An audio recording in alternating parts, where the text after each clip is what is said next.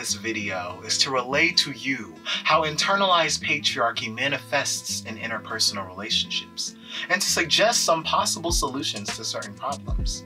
I would also love to validate the feelings of people like me, people who have experienced what it feels like to try and connect with someone, only to stifle themselves in order to maintain an artifice that isn't even them.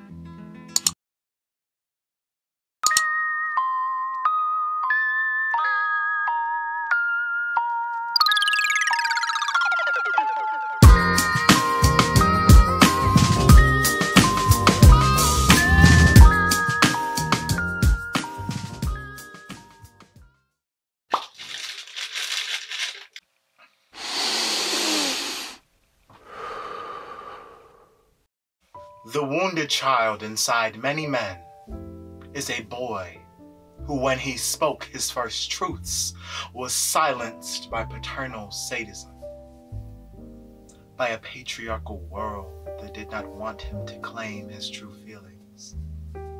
The wounded child inside many women is a girl who was taught from early childhood that she must become something other than herself, deny her true feelings in order to attract and please others.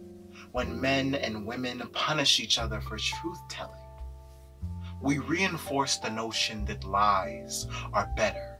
To be loving, we willingly hear the other's truth. And most important, we affirm the value of truth-telling. Lies may make people feel better, but they do not help them to know love.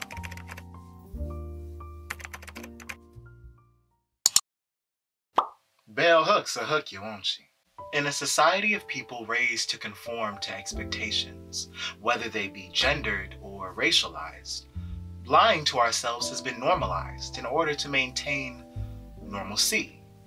A set of standards created by a group of people that have nothing to do with our daily lives. Why? Normal doesn't get a second glance. Normal does not become a spectacle, an object to pass judgment upon, one that is even more vulnerable to harm. However, the loving relationships of many are not perceived as normal, deviating from normalcy and creating an image that is different from what a relationship should look like becomes a spectacle when revealed to others. Scary.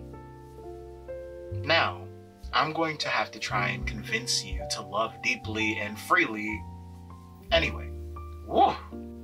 My strongest argument is, if not now, then when? When will you get to experience the depths of love, unfettered by pretense or artifice? When will you get to connect with those whom you care for at a deep and nurturing level? That decision is for you to make. I'm not suggesting you throw out all of your internalized discomfort in vulnerable situations overnight. I mean, I'm still uncomfortable hugging my male friends for more than 5 seconds. But I do ask that you start to question the world around you. For example, I had to ask myself why I felt uncomfortable in an embrace that is supposed to be comforting and loving. Why I close off my reception of love when it's what I so deeply desire. Why I still tell myself not to cry whenever I feel like I need to. Why do I feel that my masculinity is threatened every time I'm confronted in any way? Perhaps you could ask yourself why you feel as though you can't process your feelings without having a physical or emotional breakdown. Or why you feel as though you have to act in certain ways because of others watching you. The process of deconstructing other people's single stories that you've made into your reality begins with your awareness of their stories. Now that we are more aware of why we perform different versions of self, a topic that I touched on in a previous video, why does this matter in interpersonal relationships? And here's a shout out to the patrons because they so great and they fund all the things on this channel, so you should become a patron.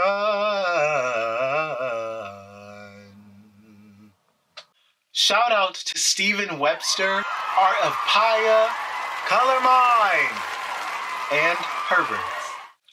If you would like to become a patron, we currently have 2 tiers in the Patreon. The $3 tier, which gives you access to my first ever YouTube video and all of the channel updates.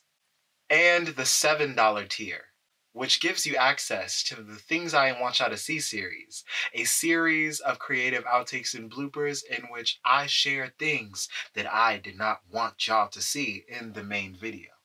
The channel is currently saving up to be able to hire an editor, so if you would like to contribute to that goal, then please feel free to become a patron member today.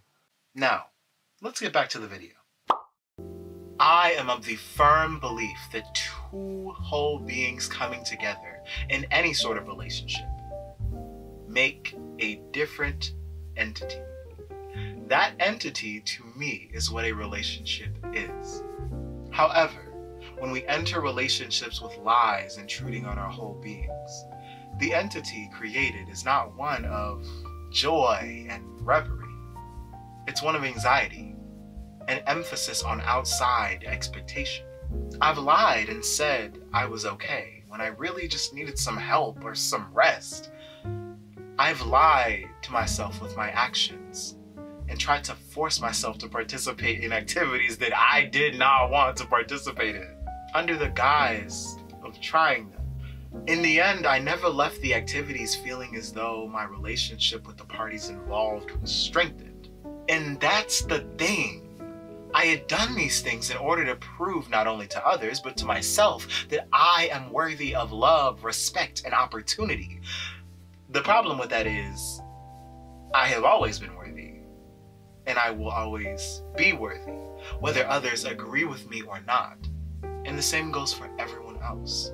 So just tell the truth and stop lying to be able to fit into other people's expectations of you. So, now we have a deeper understanding of why intimate relationships can be so difficult to cultivate. But why are they important in the first place? Relationships are important because as social beings, humans need some sort of connection to other people. Love, romantic or platonic. Love, it's natural. When trying to survive and thrive in this society driven by capital, community is arguably one of the most important resources that you will have access to. However, we do not live in a society that centers the mental and emotional well-beings of its participants, especially not in the United States. There are no days off for spending time with loved ones, working on things that you find fulfilling, or, taking care of your offspring that come without some sort of internal or external punishment. The system expects you to work from one class signifier to another, with some happy milestones sprinkled in between. The emphasis is on work, not resting and enjoying the company of others. Of course not. That makes you lazy, right? Wrong. It makes you human. Because of beliefs such as this one, it is quite difficult to find any sort of fulfillment in this world without a social support system behind you. In the context of our society today, relationships are not only enjoyable entities, but empowering forces.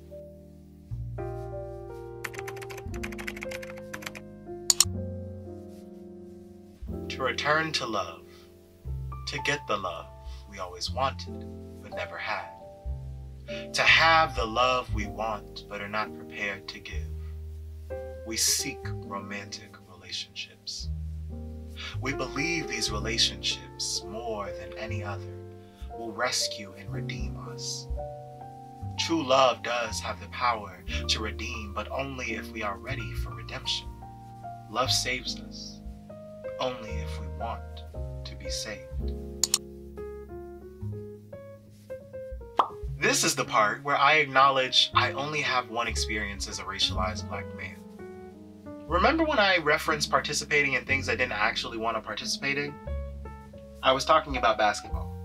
It's interesting how race plays into our patriarchal performances of bravado. There's a specific kind of artifice embodied by Black men in masks that is spurred towards emotional suppression with flavor. a certain swag to it, if you will. I believe this is because of the compounded racialized black expectation of hyper-conforming to set standards of manhood. We've talked about this before. Walk like this, talk like that, don't play with those, be normal. These standards can vary slightly, but are ultimately still inhibitive of black boys and men trying to explore their true integral identities. We grow up in environments that force us into molds that can be easily digested by others. After all, being a spectacle is especially dangerous for black men.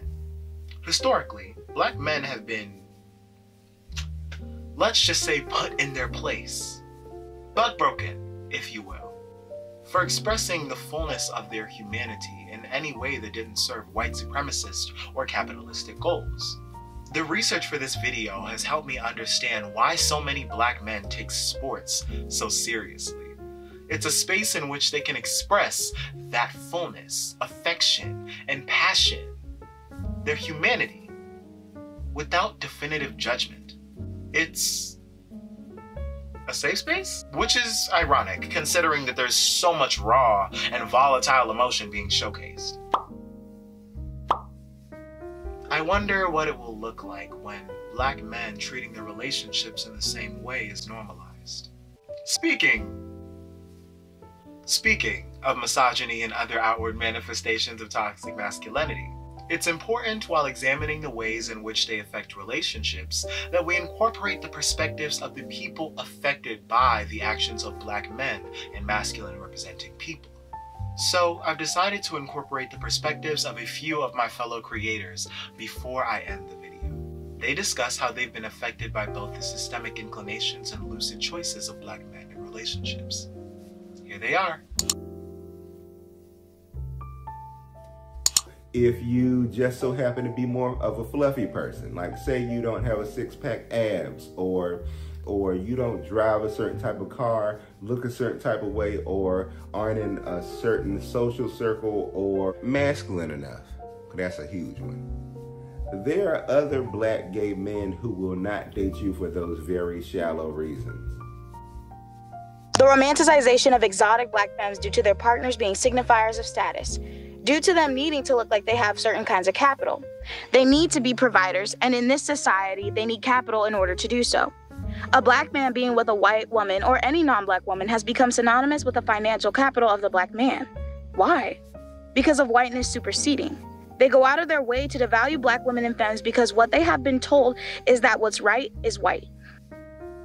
With trauma, your actions, your beliefs, how you move, how you perceive people, how you interact with people is warped because you have gone through something so traumatic, have gone through experience so life-changing to a point where you now are trying to protect yourself, or you're now trying to conform to your environment. And I truly believe that by taking a moment to reflect and taking a moment to question why you think the way you think and where did that stem from, will truly open everyone's eyes to a lot of the things that they just weren't aware of. I present these perspectives to you as an incentive to begin working towards being as true to yourself as possible, in public and in private. If not because of you or because of me in this video, do it because of them, the people harmed by your lack of awareness and action. So I hope that you've been able to garner a bit of knowledge that will help you in building healthier relationships. Shout out to the late, great Bell Hooks for spurring the idea for this video. What are your feelings about why masks and men suppress their emotion even after becoming aware of the lies that they're telling? Why do you think some of them continue the act of artifice? Why might you continue the act of artifice? Tell me about it in the comments below. I have victoriously finished another video, and until the next one, bye!